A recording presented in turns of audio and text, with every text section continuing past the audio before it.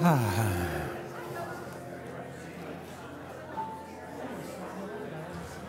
morning. It didn't come out. Good morning.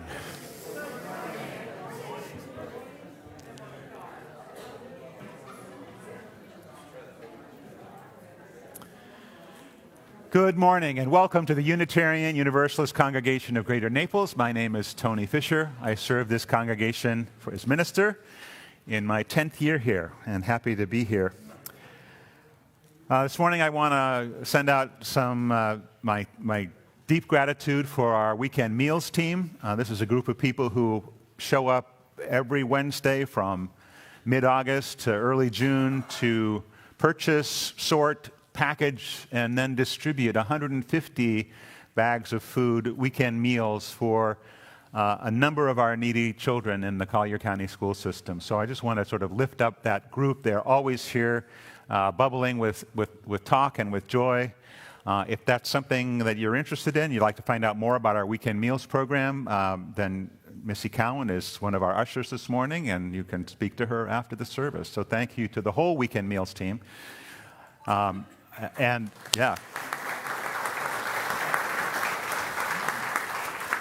And thank you to Steve Espinosa, who is our worship associate this morning. Hey. Well, good morning, Tony, to you. And I would also like to extend a very warm welcome to everyone.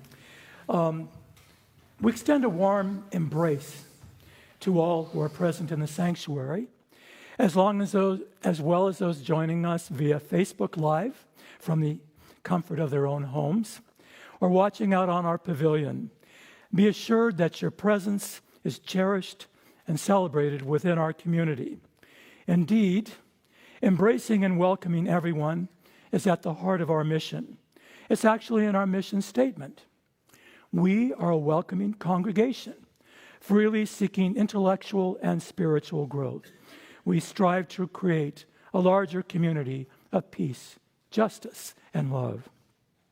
Here we learn and grow together, then take and live our lives out in the wider community. To those who are newcomers to our congregation, we are especially grateful that you have found us. Our hope is that you do feel welcomed here and that we can help you find ways to connect. Thank you for joining us today. So now, let's take a deep breath, settle ourselves in to this time of worship with this morning's prelude.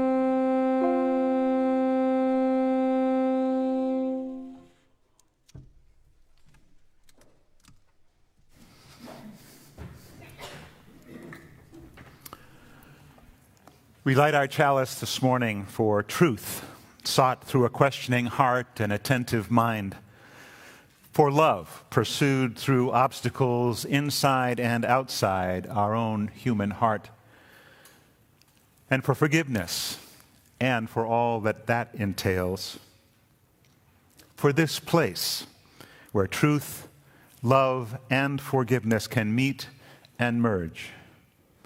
Please join me in sharing the chalice lighting response. The words are in your program and also on the screen. In the light of truth, the warmth of community, and the fire of commitment, we gather this day. May the flame we now kindle be to us a symbol of the unity we seek.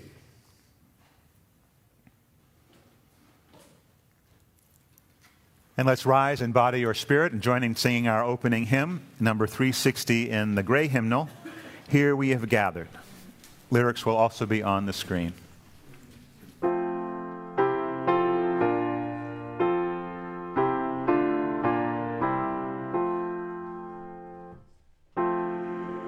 You have got Side by side, circle of kinship, come and step inside. May all who seek here find a kindly word. May all who speak here feel they have been heard. Sing now together this our heart's own song. Here we have gathered, called to celebrate days of our lifetime, matters small and great. We of all ages, women, children, men, infants and sages, sharing what we can, sing now together this our heart's own song. Life has its battles, sorrows and regret, but in the shadows let us not forget. We who now gather know each other's pain. Kindness can heal us. As we give, we gain. Sing now in friendship this our heart's own song. Please be seated.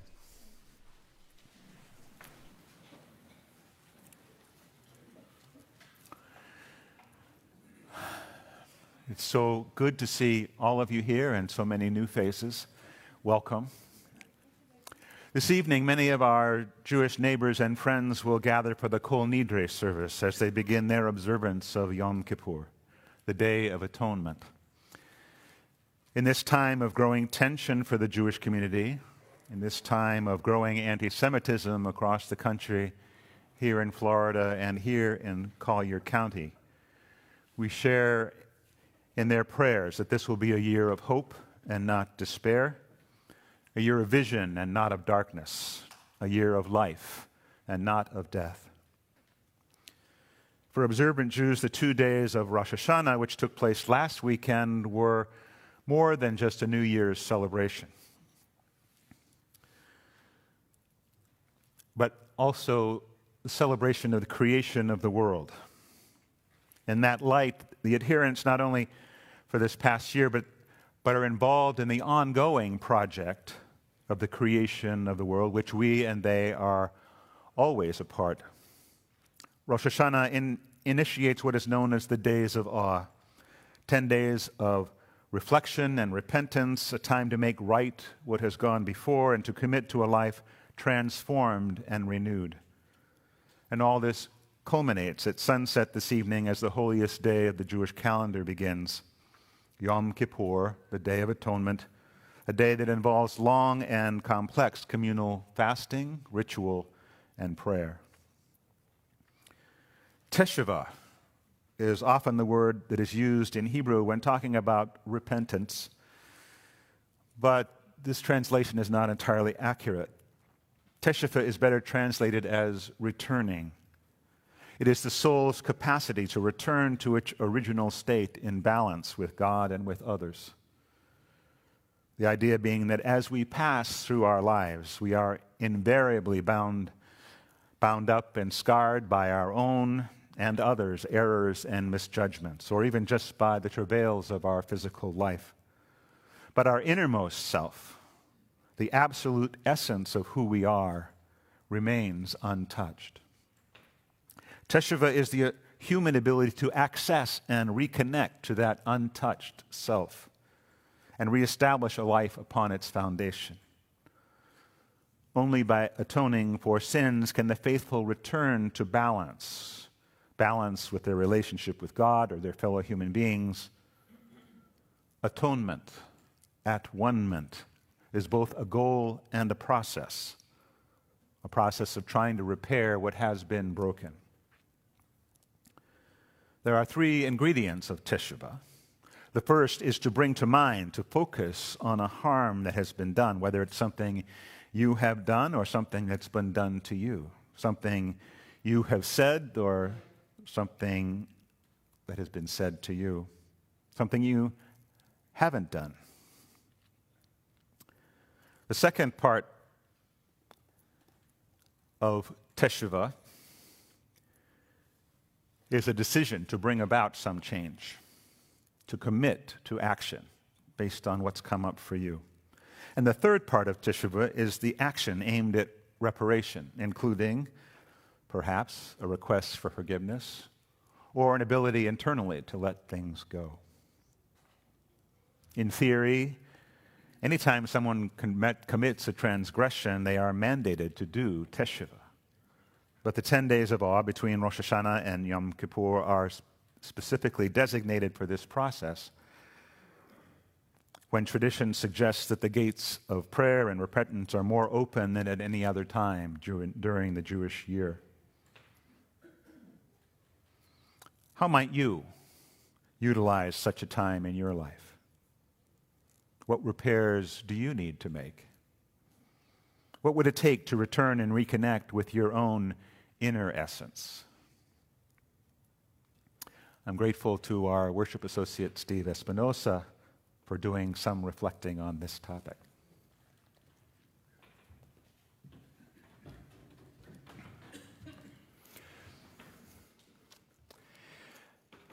As I reflect on my role as a worship associate and the privilege it affords me to explore the morning's theme, I am reminded of how Catherine Costello has shared similar sentiments.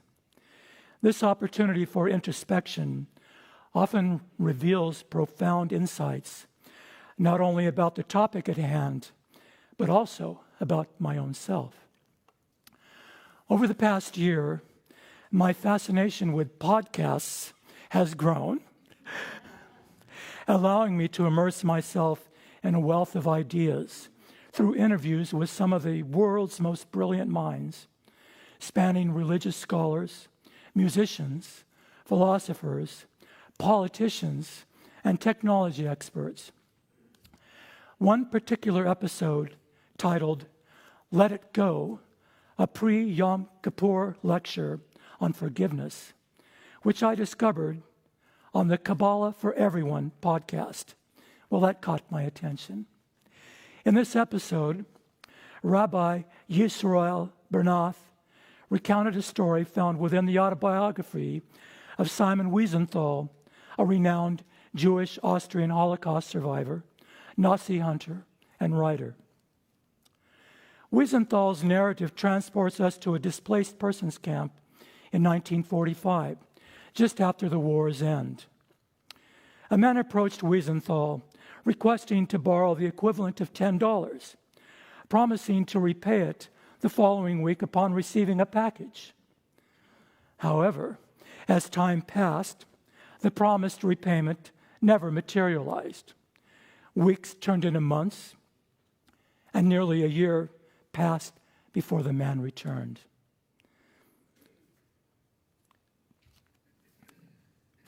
Holding the $10, he returned. He had secured a visa to Canada and wanted to fulfill his commitment.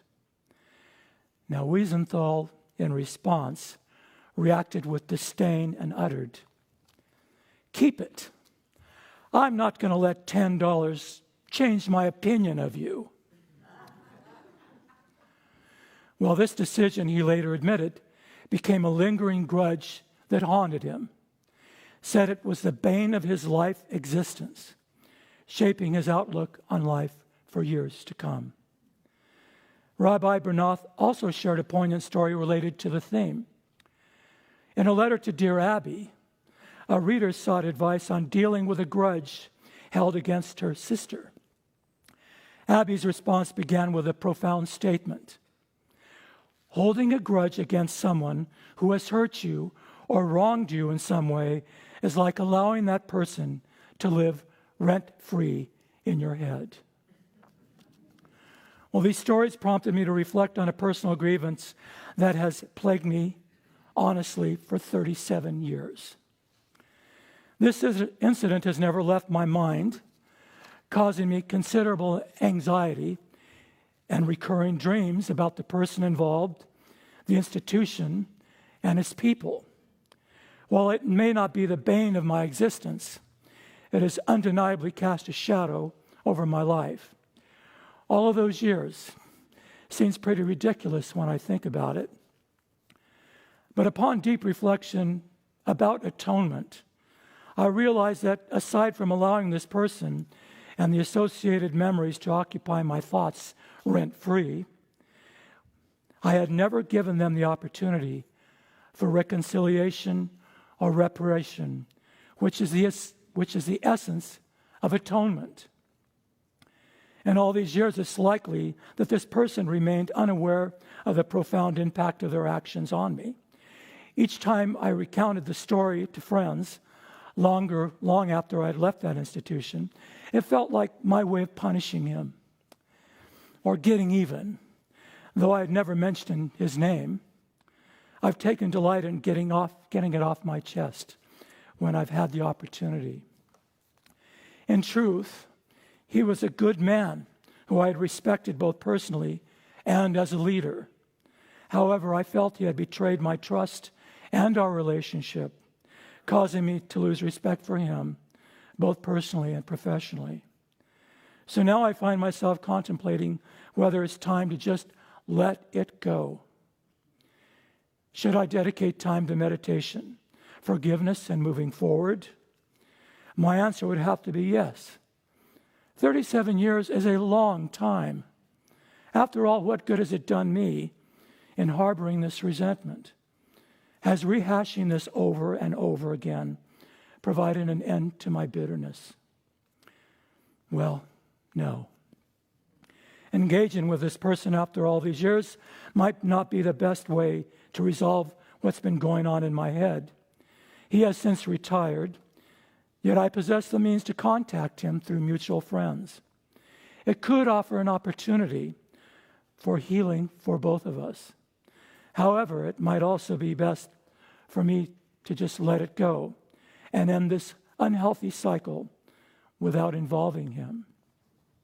Isn't it better to address personal hurts promptly and seek reparation immediately rather than letting them fester? Shouldn't we also ask for forgiveness when we know we may have hurt others, even unintentionally? Clearing the air is a liberating experience for all parties involved, and seeking forgiveness can be remarkably simple.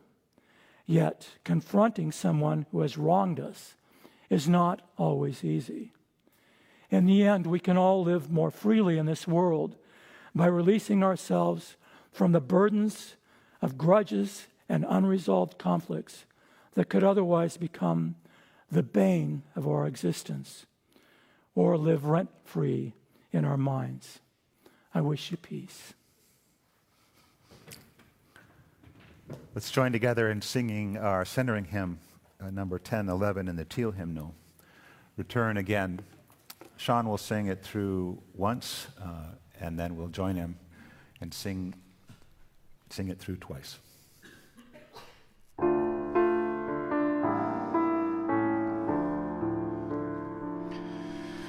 Return again, return again, return to the home of your soul. Return again, return again, return to the home of your soul. Return to who you are, return to what you are, return to where you are, born and reborn again. Return to who you are, return to what you are, return to where you are, born and reborn again. Return again, return again, return to the home of your soul. Return again, return again, return to the home of your soul. Return to who you are, return to what you are, return to where you are, born and reborn again. Return to who you are, return to what you are, return to where you are, born and reborn again. Return again, return again, return to the home of your soul. Return again, return again, return to the home of your soul. Return to who you are, return to what you are, return to where you are, born and reborn again. Return to who you are, return to what you are, return to where you are, born and reborn again. Return again, return again, return to the home of your soul.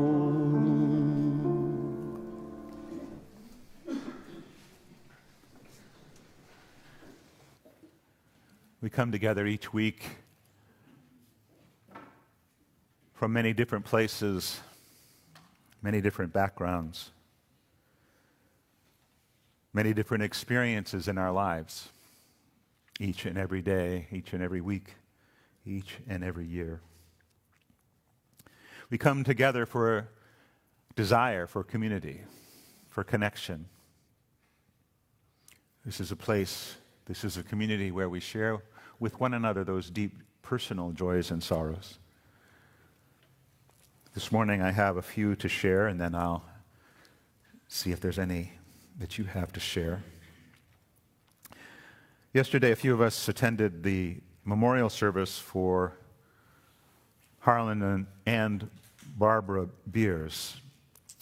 They are the parents of Van Beers and in-laws of our Director of Religious Exploration, Stephanie St. John. Harlan passed away in July, and the memorial service was planned for this yesterday. Barbara had a heart issue and passed away this past Tuesday before the family gathered for Harlan's memorial service. So they held a double service yesterday at the First Presbyterian Church in Bonita, which was a wonderful opportunity for family to gather.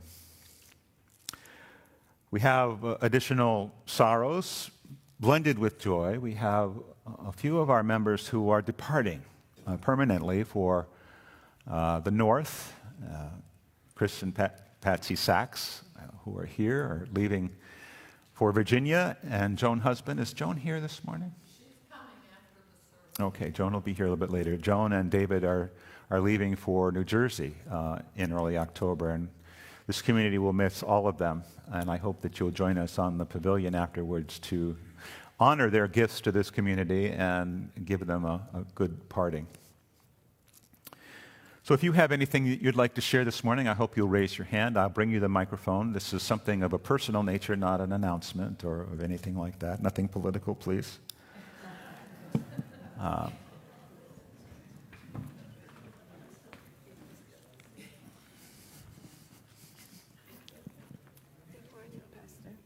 Good morning. I'm Diane Keys.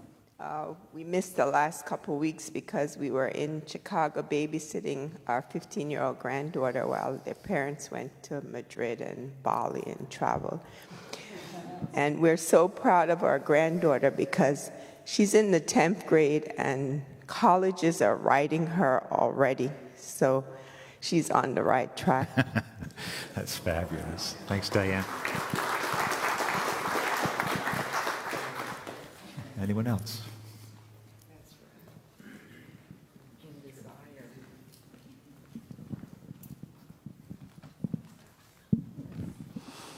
Hi, I'm Patsy Sachs, and I just wanted to say goodbye, and I will miss all of you terribly. We've been here since early 2000s, and this is going to be really sad leaving everybody. Hopefully we'll get to come back sometimes in the winter and visit. Hopefully it'll be a nice thing to leave. I don't know. Oh, boy. Patsy tells me that she's parking her RV in the neighbor's yard so that she has a place to stay when she comes back and visits. So that's great.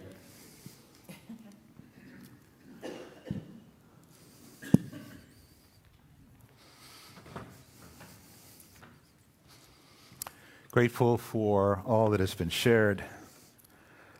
Let us settle ourselves into a time of spoken and then silent meditation.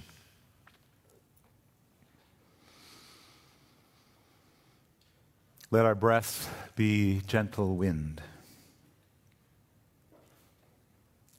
Let our ears be of those who listen. Let our hearts be not ones that rage so quickly and thus blow dramatically and uselessly.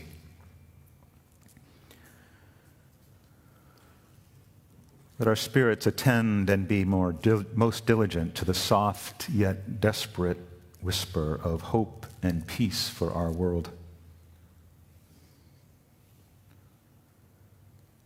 Let our souls be those which watch for the sun, waiting with wonder and want.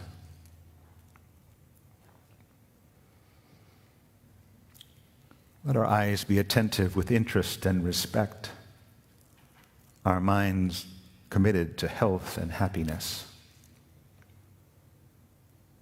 Let our hands join in helpful resolution, returning to our best self, praying and playing and passing through moments of pain or memory. Makers of pleasure, touching the future together.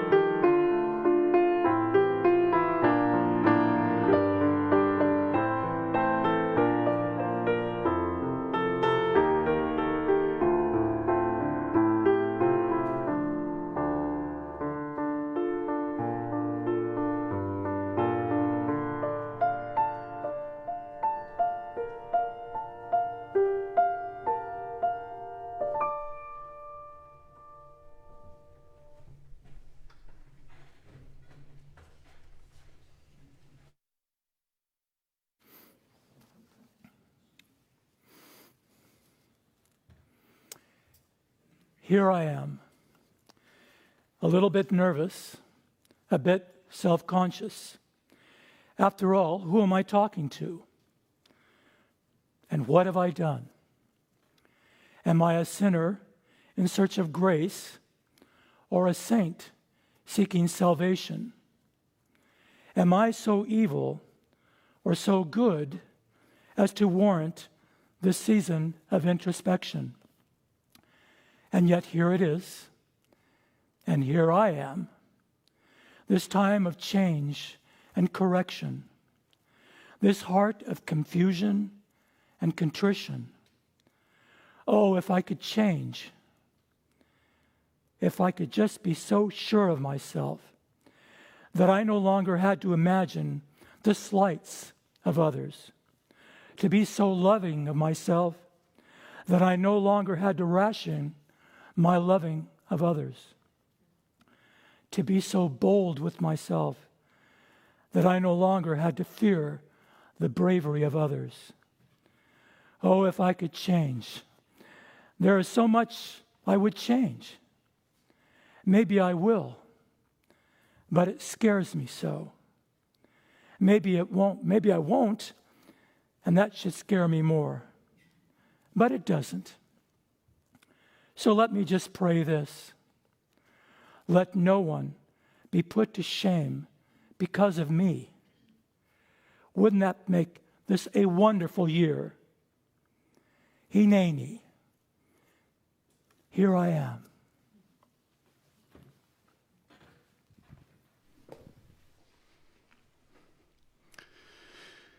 As indicated in the slide, the translation of the title is "And to All," but the rest of the text that I'm going to be singing in Hebrew is "And to all, God, forgiveness, pardon us, forgive us, atone us."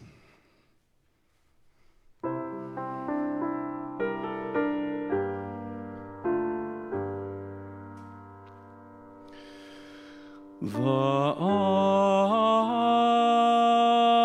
kulam Elo atzlichot Va'al kulam Elo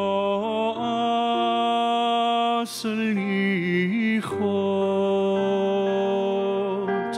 salach lanu machal lanu kalper lanu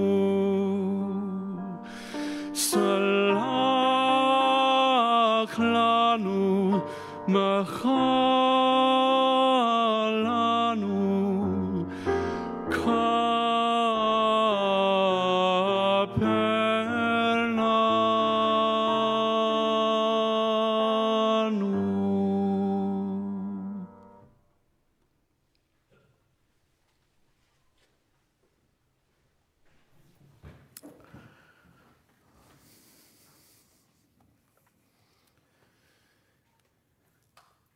This year, our worship program is being built around the values that our Unitarian Universalist Association has brought forth as underpinning our principles and the work that we do.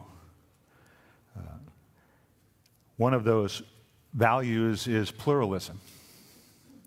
Pluralism in its widest sense, but also in the sense of honoring, respecting all the world's traditions.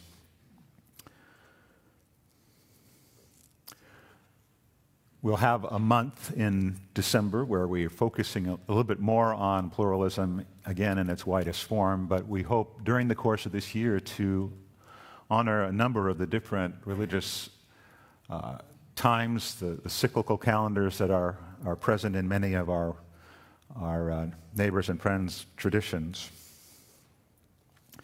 Today, on the day where Yom Kippur begins, we honor our Jewish siblings.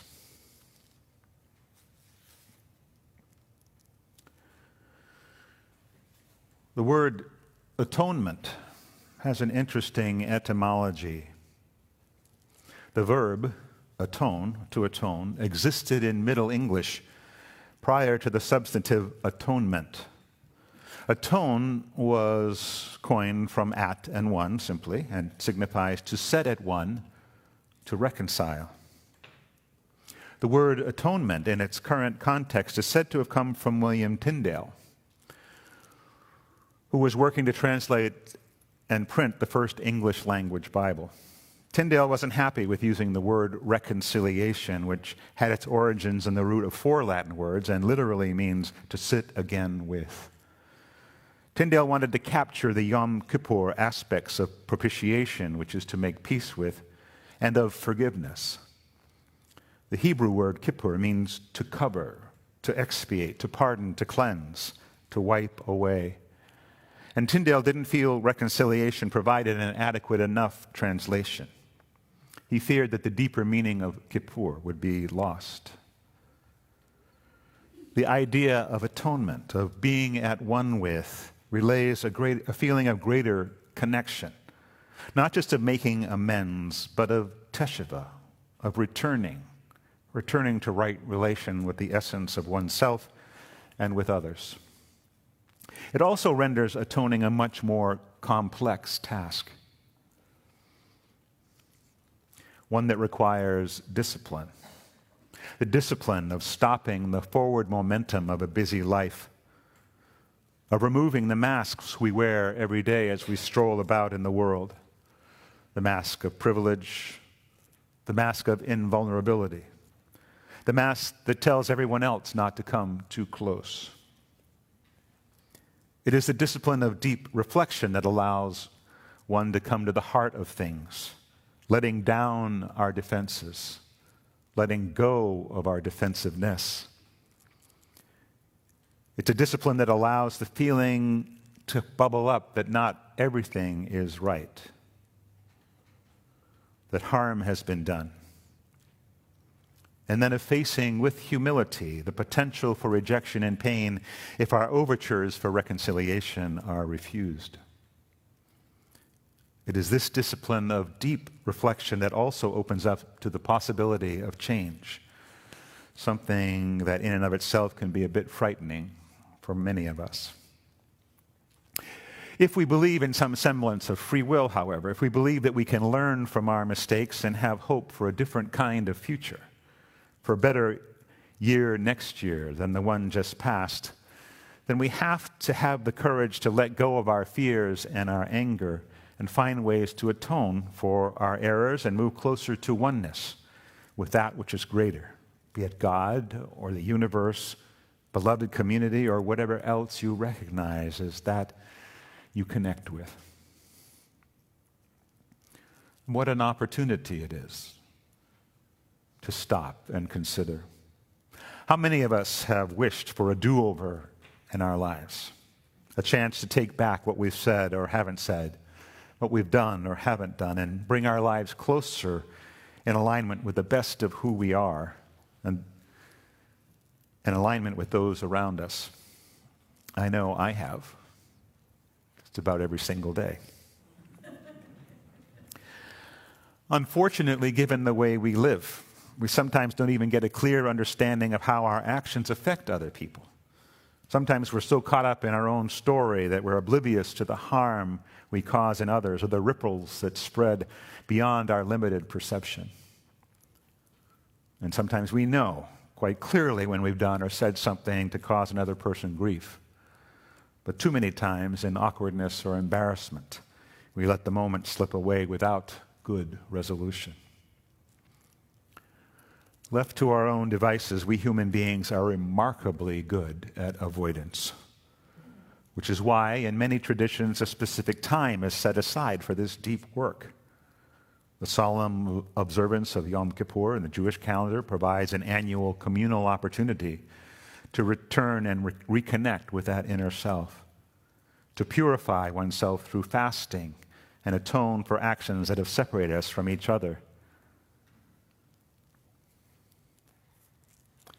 It's a time that is reflected in other traditions as well.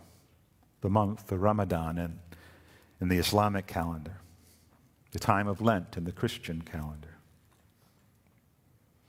If one leans into the spirit of these times, that span, that time allowed, builds to a moment when teshuvah, when returning can be expressed in and through community. And while we Unitarian Universalists will occasionally honor these times in the Jewish calendar or in the Islamic calendar, we don't carve out a specific period of our own for this important work. It's often left to each of us in our own time, if we take the time to stop, reflect, and consider how we have impacted the world around us. And this has always felt to me like a deficiency. And it's a deficiency because this work is relational. We are a community of people who come together, who choose to come together. We need to deepen into the relationships we create here. And that comes too with honoring the shadow side of our lives as well as our brightness. The power of the Jewish observance of Yom Kippur today comes in part from the fact that the people confess a list of transgressions, not in the privacy of the confessional or to themselves sitting on the beach somewhere, but together, aloud, in synagogue or temple. For this one Sunday, perhaps, I'm hoping, we might go some way towards rectifying this deficiency engaged together in a litany of atonement. So if you would, please make yourself comfortable, or as comfortable as our chairs will allow. Take a deep breath and open your hearts and minds. In a minute, I'm going to offer some time for us to sit together in silence and reflect. But let's begin by centering ourselves with some words of the Reverend J. Abernathy, a former minister of this congregation. Spirit of life, all our lives we have been told to seek that which is good, to turn our faces from the dark and toward the light, toward beauty, toward truth. But the truth is that the world is not always good. The light we seek casts shadows, and there is brokenness in the beauty. Our world is far from perfect. We are far from perfect.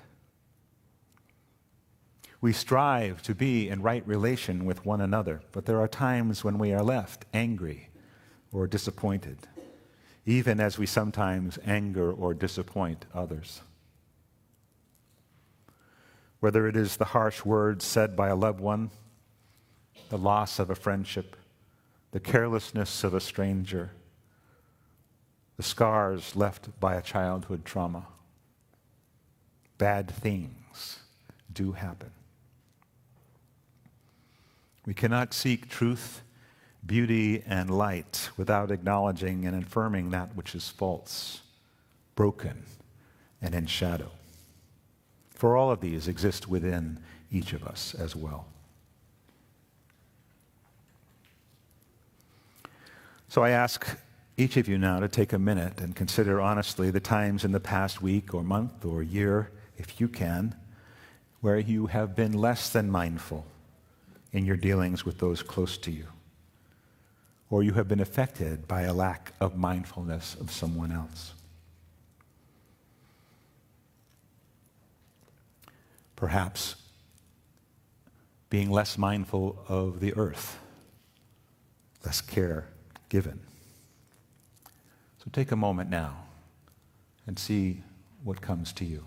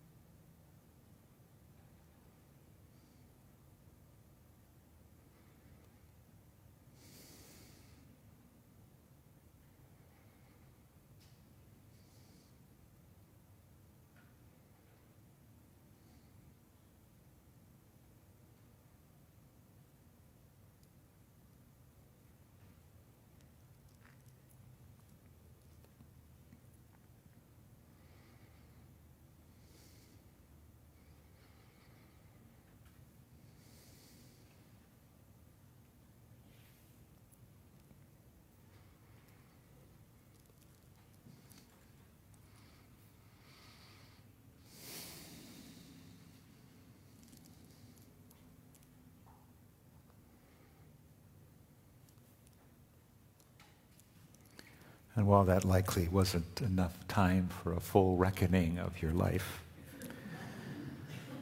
I hope you'll take another minute and consider what bubbled up for you, and then what is happening now in your life. Think about what you might need to do to bring your true essence to bear on the time ahead. How is it you might transform yourself, your relationships, and the world in the coming year? Another minute of silence.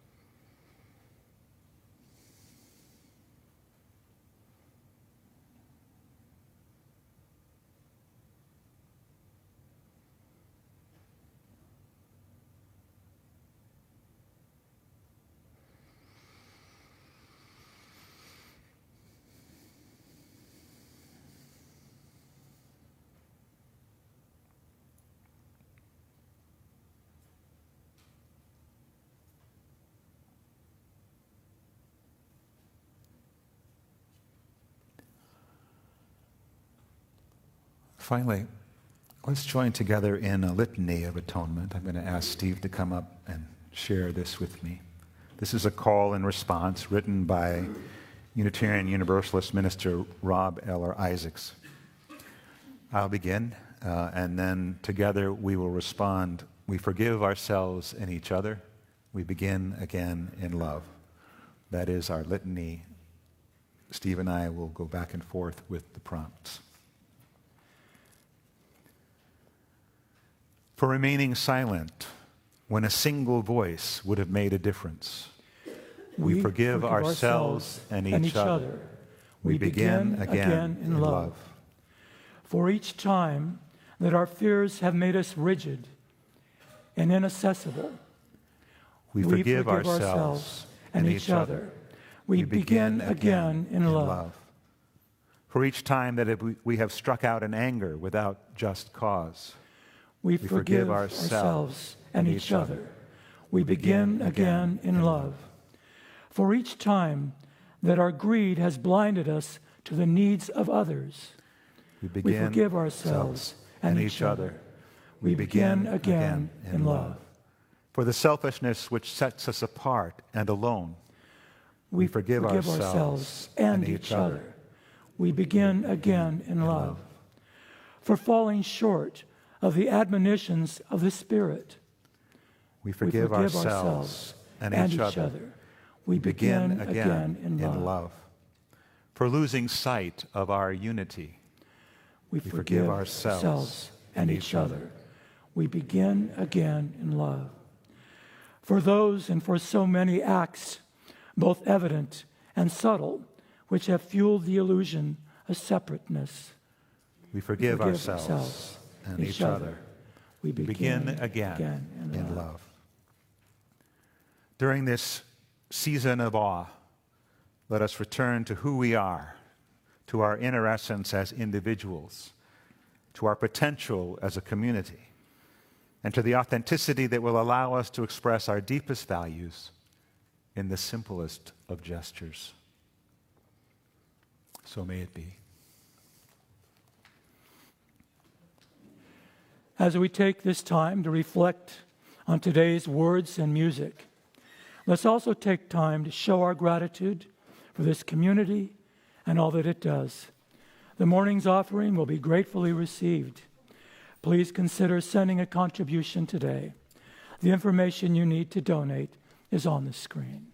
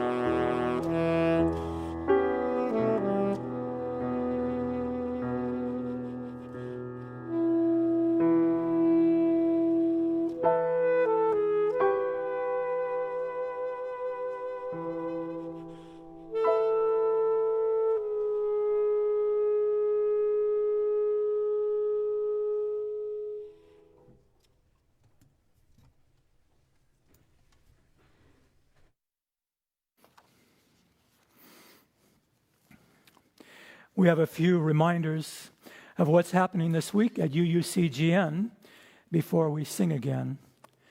Thank you to all who have completed the congregational survey, and thank you to all who will do so before the Wednesday deadline. The board truly wants everyone's input. This coming Thursday, September 28th, from 4 to 7 p.m., there will be a closing art reception of the copper art, which has been on display this summer here at the UU in our Menaker Art Gallery. Rarely shown additional sculptures will be on display, and refreshments will be served. Invite your art-loving friends and enjoy the art and our garden for an early evening of socializing with members and local artists this Thursday, 4 to 7 p.m. Also, rehearsals for the UUCGN choir begin on Thursday, October 5th at 6:30 p.m. If you are interested in finding out more about the choir or would like to join, please see Sean Allison. It's a lot of fun. Please come and join us.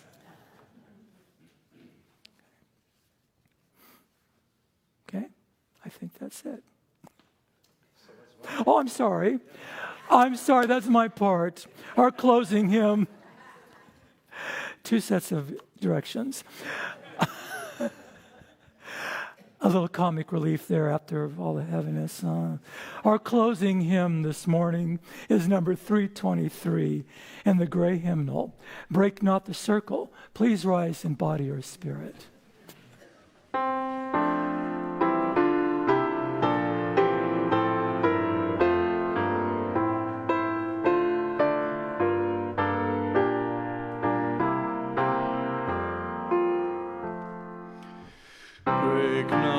The circle of enabling love, where people grow forgiven and forgiving.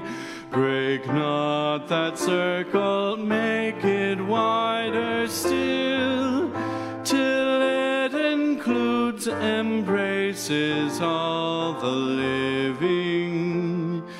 Come wonder at this love that comes to life, where words of freedom are with humor spoken, and people keep no score of wrong and guilt, but will that human bonds remain unbroken. Join then the movement of that love that frees, till people of whatever race or nation will truly beat themselves, stand on their feet, see eye to eye with laughter and elation. Right now, one step towards respect, and give me strength to take another towards clarity. And though my feet might feel like stones, let me take another step towards justice, and another towards equity, and another towards truth. And though my legs may feel leaden and slow, though someone else may step on my toes, may I inch toward forgiveness. May every step be toward a bridge, and as I go, may I find joy in the stepping and grace in the edging towards great change.